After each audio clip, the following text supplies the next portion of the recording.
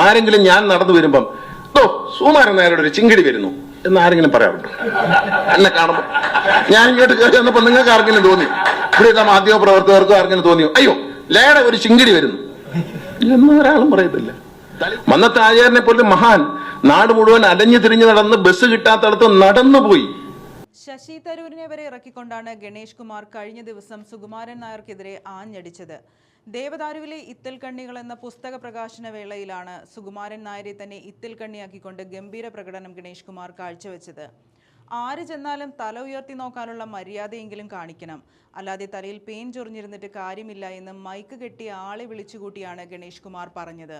കഴിഞ്ഞയിടയ്ക്കാണ് സുകുമാരൻ നായർക്ക് പറ്റിയവരെ മാത്രം മന്നം ജയന്തിക്ക് കേട്ടുള്ളൂ എന്ന വലിയ വിവാദമുണ്ടായത്. അതിൽ പ്രതിഷേധിച്ചാണ് സുരേഷ് ഗോപി ഡൽഹിയിൽ ഒരു മന്നം സമാധി നിർമ്മിച്ചതുമൊക്കെ. സത്യത്തിൽ മന്നത്ത് പത്മനാഭനെ ആർക്കും കാണാം, അതിൽ ജാതി മത വർണ്ണ വ്യത്യാസമൊന്നുമില്ല എന്നിരിക്കെ സുകുമാരൻ നായർ പക്ഷേ അങ്ങനെയല്ല. മെഡിക്കൽ കോളേജ് ഉണ്ടാക്കാനുള്ള പണം ഉണ്ടായിരിക്കുമ്പോഴും അതൊന്നും അദ്ദേഹം ചെയ്യില്ല. മെഡിക്കൽ കോളേജിലെ തൂപ്പുജോലിക്ക് പോലും കയറാൻ യോഗ്യതയുള്ളവർ സുകുമാരൻ നായരുടെ കുടുംബത്തിൽ ഇല്ലാത്തതുകൊണ്ട് മാത്രമാണ് മെഡിക്കൽ കോളേജ് നിർമ്മിക്കാത്തത് എന്നൊക്കെയുള്ള ഗുരുതര ആരോപണങ്ങളാണ് ഗണേഷ് കുമാർ അഴിച്ചുവിട്ടത്. NSSൽ ഇന്ന് ഒട്ടും ജനാധിപത്യമില്ലെന്നും സംഘടന പൂർണ്ണമായും ചില ഇത്തിൽക്കണ്ണികളുടെ പിടിയിലാണെന്നുമാണ് ഗണേഷ് കുമാർ തുറന്നടിച്ചത്. അഴിമതിയും കൊടിയ സ്വജനപക്ഷപാതവുമാണ് അവിടെ നടക്കുന്നതെന്ന് ആരോപിച്ച അദ്ദേഹം തിരുവനന്തപുരത്തെ മന്നം ക്ലബിൽ നടത്തേണ്ടിയിരുന്ന ചടങ്ങിന് താൻ പങ്കെടുക്കുന്നു എന്ന കാരണത്താൽ NSS അനുമതി നിഷേധിച്ചതിനെയും അതിരൂക്ഷമായി വിമർശിച്ചു. തുടർന്ന് അടിയന്തരമായി തിരുവനന്തപുരം പ്രസ് ക്ലബിലേക്ക് വേദി മാറ്റിയാണ് പുസ്തക പ്രകാശനം സംഘടിപ്പിച്ചത്.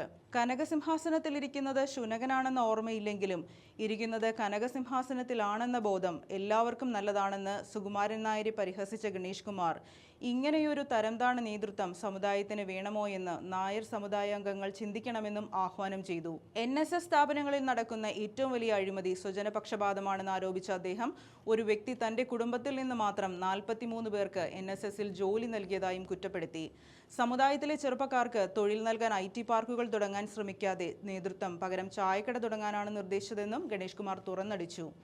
NSSന്റെ താലൂക്ക് യൂണിയനുകളുടെ അക്കൗണ്ടുകളിൽ നിന്നുള്ള പണം ഒരൊറ്റ ദിവസം കൊണ്ട് പിൻവലിപ്പിച്ച നടപടിയിൽ വലിയ ദുരൂഹതയുണ്ടെന്നും സുകുമാരൻ നായരെയും സംഘടനയുടെ സമദൂര സിദ്ധാന്തത്തെയും ചോദ്യം ചെയ്തതാണ് തന്നെ താലൂക്ക് യൂണിയൻ പ്രസിഡന്റ് സ്ഥാനത്ത് നിന്ന് പുറത്താക്കാൻ കാരണമായതെന്നും അദ്ദേഹം വ്യക്തമാക്കി. ചങ്ങനാശ്ശേരി ആസ്ഥാനത്ത് ചെന്നാൽ ആളുകളോട് പെരുമാറുന്ന രീതിയും അകാരണമായി താലൂക്ക് യൂണിയനുകൾ പിരിച്ചുവിടുന്ന നടപടികളെയും തന്റെ അഭിനയ പാഠവും കൂടി പുറത്തെടുത്ത് പ്രേക്ഷകർക്ക് മുന്നിൽ ഗണേഷ് കുമാർ തനിമയോടെ അവതരിപ്പിക്കുകയും ചെയ്തു. മന്നം സമാധി വീണ്ടെടുക്കാൻ വൈക്കത്ത് നിന്ന് സമാധിയിലേക്ക് ജാഥ നടത്തേണ്ട അവസ്ഥയാണ് നിലവിലുള്ളതെന്നും സമുദായത്തെയും മന്നത്ത് ആചാര്യനെയും സംരക്ഷിക്കാൻ നേതൃത്വത്തിനെതിരെ ശക്തമായി പ്രതികരിക്കണമെന്നും പറഞ്ഞാണ് ഗണേഷ് കുമാർ തന്റെ പ്രസംഗം അവസാനിപ്പിച്ചത്. ആരെങ്കിലും ഞാൻ നടന്നു വരുമ്പം സുകുമാരൻ നായരുടെ ഒരു ചിങ്കിടി വരുന്നു എന്ന് ആരെങ്കിലും പറയാറുണ്ട്? എന്നെ കാണുമ്പോ ഞാൻ ഇങ്ങോട്ട് കയറി വന്നപ്പോ നിങ്ങൾക്ക് ആർക്കെങ്കിലും തോന്നി? ഇവിടുത്തെ മാധ്യമ പ്രവർത്തകർക്കും ആർക്കെങ്കിലും തോന്നിയോ അയ്യോ ലയുടെ ഒരു ചിങ്കിടി വരുന്നു എന്ന് ഒരാളും പറയത്തില്ല. മന്നത്ത് ആചാര്യനെ പോലും മഹാൻ നാട് മുഴുവൻ അലഞ്ഞു തിരിഞ്ഞു നടന്ന് ബസ് കിട്ടാത്തടത്ത് നടന്നുപോയി. ഒറ്റ മുണ്ടുടുത്ത് അച്ഛൻ പറഞ്ഞിട്ടുണ്ട്, എടാ ഒരു മുണ്ടെടുത്തു വരും, ഈ മുണ്ട് നനച്ച് മൂപ്പര് ഉടുത്തേച്ച് ഒരു തോർത്തും എടുത്തുകൊണ്ട് അവിടെ ഇരിക്കും മുണ്ട് ഉണങ്ങുന്നവരെ.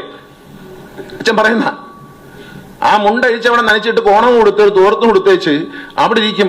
ഈ മുണ്ട് ഉണങ്ങിയ ശേഷം ആ മുണ്ട് ഉടുത്തോണ്ടാ പിന്നെ അടുത്ത യാത്ര. കാരണം പൊതിയും കെട്ടുമൊന്നും ഇല്ല കയ്യില്. കിട്ടുന്നതെല്ലാം കൂടി പൈസ എന്താ 10 ചക്കയാണെങ്കിൽ അത് അവിടെ വെച്ച് ലേലം ചെയ്ത് കിട്ടുന്ന കാശ് മുണ്ടിൽ ഇങ്ങനെ തിരികെ വെച്ചുകൊണ്ട് നടന്നു. ഉപയോഗിച്ച പേഴ്സും കണ്ണാടിയും അതിൽ കിടന്ന ചില്ലറ പൈസയും വരെ ഈ സമുദായത്തിന് സംഭാവന നൽകി പിരിഞ്ഞുപോയ മഹാനായ അദ്ദേഹത്തിന്റെ കൊച്ചുമക്കൾ 2 ഇവിടെ ഇരിപ്പുണ്ട്. അവർക്ക് അവിടെ കയറാൻ പറ്റത്തില്ല. മന്നം സമാധി അവരുടെ മുത്തച്ഛൻ ഉറങ്ങുന്ന മന്നം സമാധിയിൽ കയറാൻ പറ്റില്ല. ഈ പുസ്തകത്തിന്റെ പ്രകാശനോടൊപ്പം ഞാൻ നായർ സമുദായം, ലോകത്ത് മുഴുവനുള്ള നായർ സമുദായക്കാരോട് ഞാൻ അഭ്യർത്ഥന, ഇത് NSSനെതിരെയുള്ള സമരമല്ല, ഇത് നായരുടെ അവകാശമാണ്. നായരുടെ കാണപ്പെട്ട ദൈവമായ മന്നത്ത് ആചാര്യനെ ബന്ധനത്തിൽ നിന്ന് മോചിപ്പിക്കാൻ നമ്മൾ ഒരുങ്ങണം. അതിനുള്ള സമരം ഇവിടെ ആരംഭിക്കണമെന്നാണ് എനിക്ക് പറയാനുള്ളത്. ബന്ധനത്തിൽ നിന്ന്, അദ്ദേഹം ബന്ധനത്തിലാണ്, അദ്ദേഹത്തെ ബന്ധനത്തിൽ നിന്ന് മോചിപ്പിക്കാം. കാരണം ഏതൊരു നായർ സമുദായാംഗത്തിനും മന്നത്ത് ആചാര്യനെ ആദരിക്കുന്ന ഏതൊരു വ്യക്തിക്കും അവിടെ പുഷ്പാർച്ചന ചെയ്യാൻ അവകാശമുണ്ട്. NSSന്റെ ജനറൽ സെക്രട്ടറി എനിക്ക് മാധ്യമങ്ങൾ മുമ്പ് തന്നൊരു മറുപടിയിൽ പറയുന്നുണ്ട്, ഇതൊരു ദേവാലയമാണ്. ശരിയാണ്, ദേവാലയമാണ്. പത്മനാഭൻ സ്വാമി ക്ഷേത്രം രാവിലെ 4 മണിക്ക് തുറക്കും, ഉച്ചയ്ക്ക് 11:30 കഴിയുമ്പോൾ അടയ്ക്കും, വൈകിട്ട് 5 മണിക്ക് തുറക്കും, രാത്രി 9 മണി 8 മണിയാകുമ്പോൾ 8:30 അടയ്ക്കും. ആറ്റുകാൽ ക്ഷേത്രം, പഴവങ്ങാടി ക്ഷേത്രം, ഇതിനൊക്കെ ഒരു ചിട്ടയുണ്ട്. എന്ന് പറഞ്ഞതുപോലെ മന്നത്ത് ആചാര്യന്റെ ഈ ക്ഷേത്രം എത്ര മണിക്ക് തുറക്കും, എത്ര മണിക്ക് അടയ്ക്കും? ഒരുപാട് നായർ സമുദായങ്ങൾക്കും അല്ലാത്തവർക്കും അവിടെ കയറി പ്രാർത്ഥിച്ചാൽ കൊള്ളാം, ഒരു പുഷ്പാർച്ചന ചെയ്താൽ കൊള്ളാം എന്ന് ആഗ്രഹമുണ്ട്. അറിയാൻ നമുക്ക് അവകാശമില്ലേ? അത് മാധ്യമങ്ങളോട് പ്രസിദ്ധീകരിക്കൂ, ജനങ്ങൾ അറിയട്ടെ. ഈ തള്ള് ഞാൻ കാണിച്ചു തരാം, ഞാൻ അങ്ങനെ ചെയ്ത് കളയും. എന്റെ അഡ്രസ് ഞാൻ 3 അഡ്രസ് പറഞ്ഞു കൊടുത്തു. ഒന്ന് കീഴൂട്ടനാമ്പയുടെ കൊച്ചുമകൻ, ഒന്ന് ആർ ബാലകൃഷ്ണപിള്ളയുടെ മകൻ, മന്നത്ത് ആചാര്യന് ബലിയിടാൻ ഭാഗ്യം ലഭിച്ച മഹാഭാഗ്യം ലഭിച്ച ആർ ബാലകൃഷ്ണയുടെ മകൻ. അതിൽ ഞാൻ അഭിമാനം കൊള്ളുന്നു. സിനിമാ നടനായ ഗണേഷ് കുമാർ 25 വർഷമായി കഴിഞ്ഞ രാഷ്ട്രീയ രംഗത്ത് കേരളത്തിൽ നിറഞ്ഞു നിൽക്കുന്ന, കേരളത്തിലെ ജനങ്ങളുടെ മനസ്സിൽ സ്ഥാനമുള്ള, മതേതരത്തിന് വേണ്ടി പോരാടിയ ഒരു സാധാരണ രാഷ്ട്രീയക്കാരനായ ഗണേഷ് കുമാർ. അങ്ങനെ 4 അഡ്രസ് എനിക്കുണ്ട്. ഇതിൽ ഏത് അഡ്രസ് എടുത്തു മാറ്റാൻ പറ്റും? ആരെങ്കിലും ഞാൻ നടന്നു വരുമ്പം സുകുമാരൻ നായരുടെ ഒരു ചിങ്കിടി വരുന്നു എന്ന് ആരെങ്കിലും പറയാറുണ്ട്? എന്നെ കാണുമ്പോ ഞാൻ ഇങ്ങോട്ട് കയറി വന്നപ്പോ നിങ്ങൾക്ക് ആർക്കെങ്കിലും തോന്നി, ഇവിടെയുള്ള മാധ്യമ പ്രവർത്തകർക്കും ആർക്കെങ്കിലും തോന്നിയോ, അയ്യോ ലേടെ ഒരു ചിങ്കിടി വരുന്നു എന്നും ഒരാളും പറയത്തില്ല. തലയ്ക്ക് വെളിയുള്ള ഒരുത്തനും പറയത്തില്ല. അങ്ങനെ കണ്ടിട്ടില്ല. മറ്റേ ഈ പറഞ്ഞ 4 കാര്യവും പറയും. 4 കാര്യവും പറയും. സിനിമാ നടന്റെ കാര്യം പറയും, രാഷ്ട്രീയക്കാരന്റെ കാര്യം പറയും, ബാലേശ്വരയുടെ മോനാന്ന് പറയും, കീഴരാമയുടെ കൊച്ചുമോനാന്ന് പറയും, ഇതെല്ലാം പറയും അല്ലേ? മറ്റത് പറയത്തില്ല. ഇവർക്ക്, ഈ കൊച്ചുമക്കൾക്ക് അവിടെ കയറണമെങ്കിൽ പൂട്ടിന്റെ താക്കോൽ ഉപയോഗിക്കണം.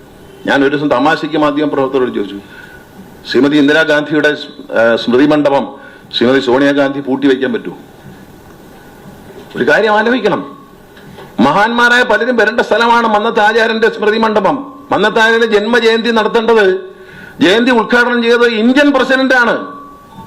ദളിത് വിഭാഗത്തിൽപ്പെട്ട സമൂഹത്തിൽ ഉയർന്നു വന്ന പ്രിയപ്പെട്ട നാടിന്റെ അമ്മയാണ് ദ്രൗപദി മുർമു. ആ അമ്മ വന്നിട്ടാണ്, ആ രാഷ്ട്രപതി വന്നിട്ടാണ് മന്നത്ത് ആചാര്യന്റെ ജന്മദിനം ഉദ്ഘാടനം ചെയ്തത്. 100ാം ജന്മദിനത്തിന് പോലും ഒരു പ്രസിഡന്റിനെ, ഒരു പ്രധാനമന്ത്രിയെ കൊണ്ടുവരാൻ കഴിഞ്ഞാൽ, ശിവഗിരിയിലേക്ക് നോക്കൂ, എത്ര പ്രസിഡന്റുമാർ വന്നു, എത്ര പ്രധാനമന്ത്രിമാർ വന്നു, എത്ര വൈസ് പ്രസിഡന്റുമാർ വന്നു, എത്ര കേന്ദ്രമന്ത്രിമാർ വന്നു, ലോക നേതാക്കൾ വന്നു. എന്തിന്? ഗുരുദേവനോടുള്ള അവരുടെ ആദരവർപ്പിക്കാൻ വന്നവരാണ്. പിന്നെ ജനിച്ചപ്പോ തന്നെ ഗുരുദേവൻ ആരാന്ന് പഠിച്ചുകൊണ്ടല്ലേ വരുന്നത്. അവര് പ്രസിഡന്റൊക്കെ ആയതിനു ശേഷം അവർ പദവികളിലെത്തുമ്പോൾ ഗുരുദേവൻ ആരാന്ന് പഠിക്കും. അതുപോലെ മന്നത്ത് ആചാര്യനെ കുറിച്ച് പഠിക്കും. മന്നത്ത് ആചാര്യനെ പറ്റി പ്രസംഗിക്കാൻ ശബരിമലയിൽ വന്നു നമ്മുടെ ആദരണീയായ ഇന്ത്യൻ പ്രസിഡന്റ്.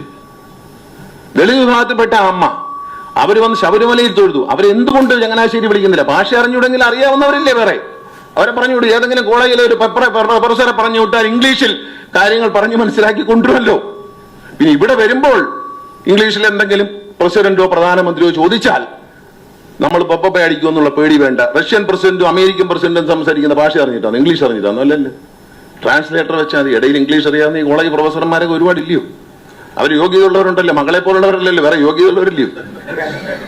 മകള് കൂലിക്ക് പുസ്തകം എഴുതി, ആരാ? മറ്റു പ്രൊഫസർമാരെ കൊണ്ട് പുസ്തകം എഴുതിച്ചേച്ച് അതെല്ലാം കുത്തിത്തച്ചേച്ച് മകളുടെ പേര് പുസ്തകം ഇറക്കിയെന്ന് പറയാ. പുസ്തകത്തിൽ ഒരു പേര് പോലും മകളായിട്ടില്ല. മന്നത്ത് ആചാര്യനെ പറ്റി കോളേജിലെ മറ്റ് പ്രൊഫസർമാർ എഴുതിയ സാധനം കുത്തിത്തച്ചതിന് ശേഷം അത് മഹത്തായ ഒരു രചയിതാവ്, എഡിറ്റർ, വളരെ എളുപ്പമുണ്ടല്ലോ കുത്തിത്തച്ച. എന്നാ പിന്നെ പ്രസിൽ കുത്തിത്തച്ച പാവത്തിന്റെ പേര് എഴുതിയാൽ പോരായിരുന്നു ഫ്രണ്ടിൽ. ഇതൊക്കെ കണ്ടുകൊണ്ട് നമ്മൾ ഇങ്ങനെ ഇരുന്നാ മതിയോ? ഞാൻ ഒരു കാര്യം നിങ്ങൾക്ക് പറയാം, ഒരു സമരമുറ മഹാത്മജി സ്വീകരിച്ച പോലൊരു സമരമുറ ഞാൻ പറയാം. മന്നത്ത് ആചാര്യന്റെ സ്മൃതി മണ്ഡപം വിശ്വാസികൾക്ക് വേണ്ടി തുറന്നു കൊടുത്തില്ല എങ്കിൽ ഒരു സമരമുറയാണ്. അതിലെ പോകുന്നവരെല്ലാം ഒരു ശകലം പൂവ് വാങ്ങിച്ചു പോവുക. ഇതുപോലെ ആ പുറത്തെ മതിലിൽ നിന്ന് അകത്തോട്ട് നിക്ഷേപിച്ചുകൊണ്ട് അദ്ദേഹത്തിനുള്ള ആദരവ്, അതുപോലെ നിർത്തില്ല, ആദരവ് നിർവഹിക്കണം. അതൊരു സമരമുറയാണ്.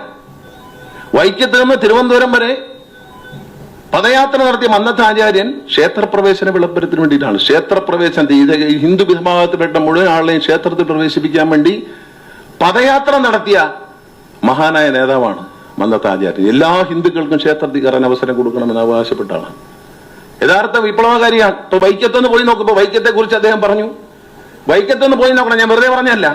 വൈക്കത്ത് പെരിയാർ ഇ.വി. രാമസ്വാമി നായ്ക്കരുടെ സ്മാരകമുണ്ട്. മനോഹരമായ രാജകീയമായ കിടപ്പുണ്ട്. അവിടെ ഭയങ്കര ആളുകൾ വരുന്നു, സന്ദർശകർ വരുന്നു, തൊഴുന്നു, പോകുന്നു, അദ്ദേഹത്തിന്റെ ചരിത്രം മനസ്സിലാക്കുന്നു, എല്ലാം. ഇപ്പുറത്ത് മന്നത്തിന്റെ സ്മാരകമുണ്ട്, പൂട്ടിയിട്ടേക്കുക, 3 പൂട്ടിട്ട് പൂട്ടിയേക്കുക. ഒരു വാച്ചർ പോലും ഇല്ല, അറിയാം, ഒരു വാച്ചർ പോലും ഇല്ല. ഞാൻ തടവിലാന്ന് പറഞ്ഞ് വെറുതെ ആന്ന് തമാശയ്ക്ക് പറഞ്ഞാന്ന് വിചാരിക്കരുത്. വൈക്കത്ത് പോയി നോക്കണം. കഴിഞ്ഞ ദിവസം ഒരു കരയോഗത്തിൽ നിന്ന് കുറെ ആളുകൾ അവിടെ വൈക്കത്ത് പോയി ഒരു ടൂർ പോയതാ. നോക്കിയപ്പോ ഇപ്പുറത്ത് പെരിയാറുടെ സ്മാരകം, പെരിയാർ സ്മാരകം ദേവാലയം പോലെ സൂക്ഷിക്കുന്നു. അവിടെ എല്ലാവരും കയറുന്നു, പോകുന്നു, കാണുന്നു. ആശുർ അദ്ദേഹത്തിന് വന്ദിക്കുന്നു പോകുന്നു. പുറത്ത് മന്നത്ത് പത്മനാഭന്റെ സ്മാരകം കൊണ്ട് ഇവിടെ പൂട്ടിയിട്ടേക്കുക, 3 പൂട്ടിട്ട് വാച്ചർ പോലും ഇല്ല. അതിന്റെ താക്കോലും ചങ്ങനാശ്ശേരി ഇരിക്കുക. വരണം തുറന്നു കൊടുക്കാൻ. ആർക്ക്? പ്രധാനമന്ത്രി എന്നാ തുറന്നു കൊടുക്കൂല, പ്രസിഡന്റ് ഒന്നാ പറഞ്ഞു കൊടുക്കൂല. ഞാൻ ചില ശിവഗിരിയിൽ പ്രസിഡന്റ് വരുന്നില്ലേ, ശിവഗിരിയിൽ പിന്നെ പ്രധാനമന്ത്രി വന്നില്ലേ? അവിടെയൊക്കെ ഈ പട്ടി കയറും എന്ന് പറയുന്നത് അവിടെ അങ്ങ് പട്ടി കയറിയില്ല, അവിടെ അങ്ങ് കയറിയില്ലല്ലോ. ശിവഗിരി ആശ്രമത്തിലെ പുണ്യഭൂമിയിൽ ഗുരുദേവന്റെ സ്മാരകത്തിൽ സമാധി മന്ദിരത്തിൽ ഒരു നായും കയറിയില്ല. പ്രസിഡന്റ് വന്നു, പ്രധാനമന്ത്രി വന്നു. ഇടുങ്ങിയ ചിന്താഗതിയാണ് കുഴപ്പം. നമ്മുടെ ആചാരനെ അനുസ്മരിക്കാൻ, നമ്മുടെ ആചാരനെ പ്രകീർത്തിക്കാൻ ആരെയാ കൊണ്ടുവരുന്നേ? 50% മാർക്കില്ലാതെ ജോലി കയറാൻ മടിച്ച, സ്വന്തം മകളെ കള്ളമാർക്ക് ഇട്ടുകൊടുത്ത് കയറ്റാൻ സഹായിച്ച ഒരാളെ റിട്ടയർഡ് വൈസ് ചാൻസലറാണ് പറഞ്ഞ് മന്ന സമാധി ഉദ്ഘാടനം ചെയ്യാൻ വേണ്ടി കൊണ്ടുവരിക, മന്ന ജയന്തി ഉദ്ഘാടനം ചെയ്യാൻ വേണ്ടി കൊണ്ടുവരിക. ഒന്ന് ആലോചിക്കണം, എത്രത്തോളം നമ്മൾ അധപ്പതിക്കുന്ന ആലോചിക്കണം. നമ്മളെപ്പോഴും ആലോചിക്കേണ്ട, ആചാര്യനെ പറ്റി സംസാരിക്കാൻ ഇന്ത്യൻ പ്രസിഡന്റ് വരുന്നു, അല്ലെങ്കിൽ ഇന്ത്യൻ പ്രധാനമന്ത്രി വരുന്നു എന്ന് പറയുമ്പോൾ നമ്മൾ അഭിമാനം കൊള്ളണ്ടേ? അവിടെയല്ലേ ഇതിന്റെ വലിപ്പം. ഇത്തരം ഒളിച്ചോട്ടങ്ങൾ എങ്ങോട്ടാണെന്ന് ആലോചിക്കണം. അതുകൊണ്ട് മന്നത്ത് ആചാര്യനെ മോചിപ്പിക്കുക എന്നുള്ള സമരം. ഈ ഒരു പുസ്തകം വളരെ മനോഹരമാണ്. ഈ പുസ്തകത്തിൽ തുടർച്ചയായിട്ട് പുസ്തകങ്ങൾ വരും. കാരണം വെച്ചാൽ ഈ പറഞ്ഞ പോലെ അറിയുന്ന ഒരുപാട് ആളുകൾ അവരുടെ ഓർമ്മകളിൽ നിന്ന് ചകഞ്ഞെടുക്കുന്ന ഒരുപാട് കാര്യങ്ങൾ, ഒരുപാട് രേഖകൾ ഉണ്ട് ഇതിന്റെ പുറകിൽ.